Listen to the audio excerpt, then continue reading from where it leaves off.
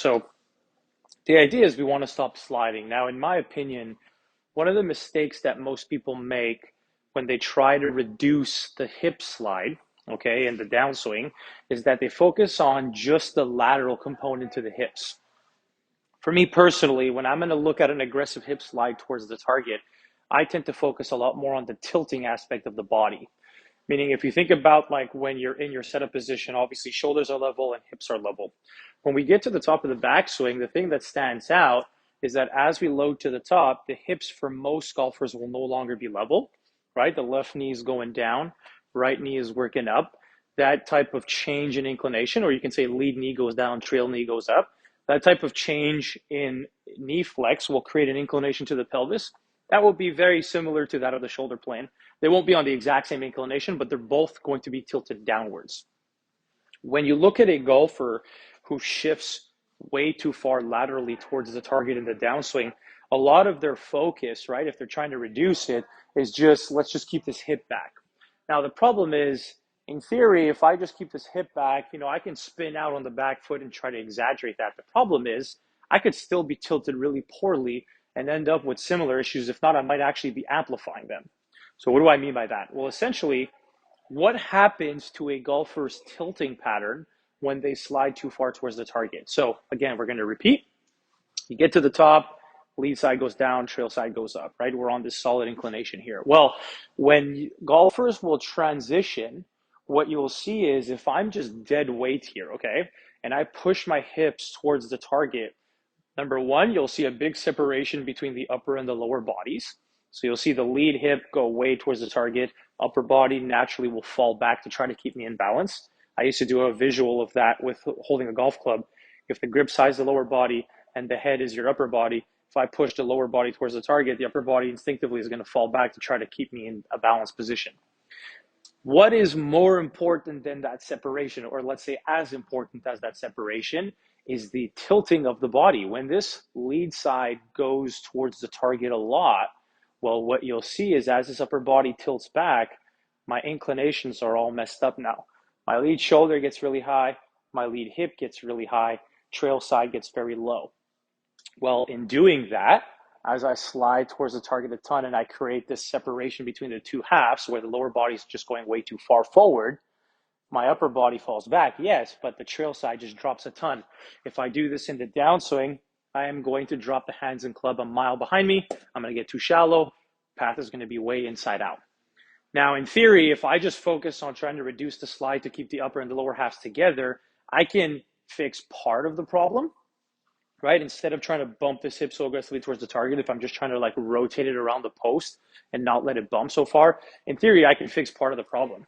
The concern that I have personally is that I can theoretically keep this hip back and just try to open up, but the problem is I can still lose my shoulder inclination, so I can still lose my upper body tilt, where I can still theoretically fall into too much side bend away from the target, and my lead side goes up.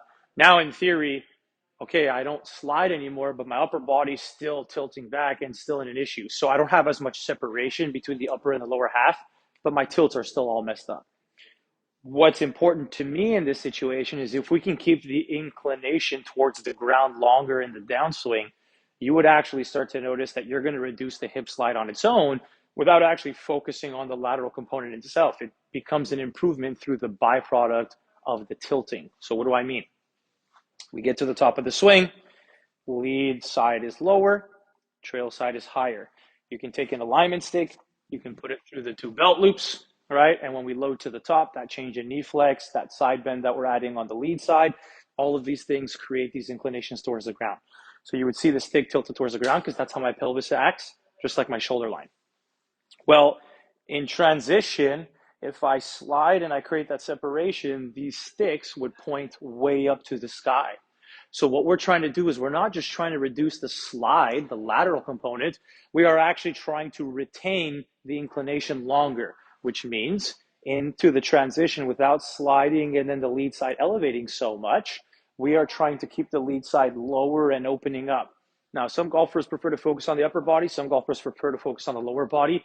Obviously, if we don't want to feel just like super over the top and out of sequence, focus from the lower half.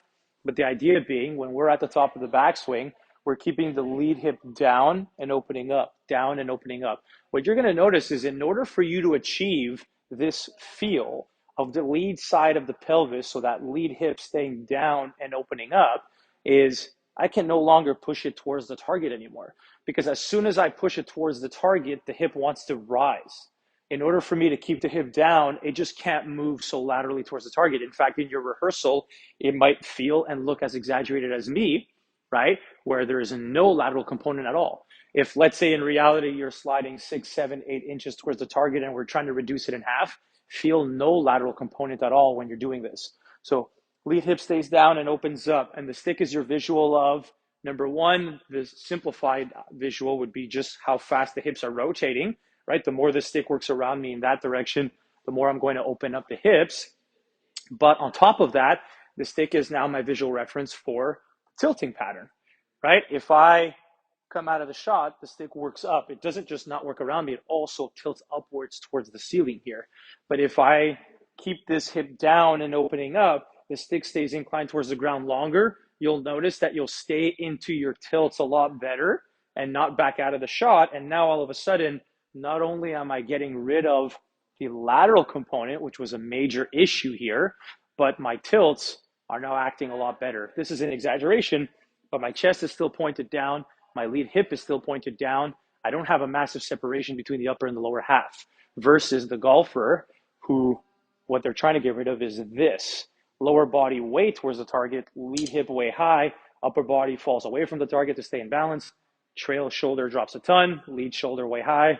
Now I'm stuck with the hands too far behind me versus the golfer who keeps these inclinations. This is an exaggeration. In an ideal world, if you're somebody who's doing this, right, we need to exaggerate essentially this, which is the complete opposite extreme, just to get us into somewhere that's kind of in this area, which is where upper and lower halves aren't too separated. Hands are relatively in front of this trail thigh by P6, by shaft parallel on the downswing. Shoulders are relatively level. It could be a little bit tilted upwards, which is fine. We just don't want to make that too severe. So the idea is we focus on the tilting aspect of the pelvis, more specifically in this scenario, to get rid of the lateral slide. We're not actually focusing on the lateral part itself.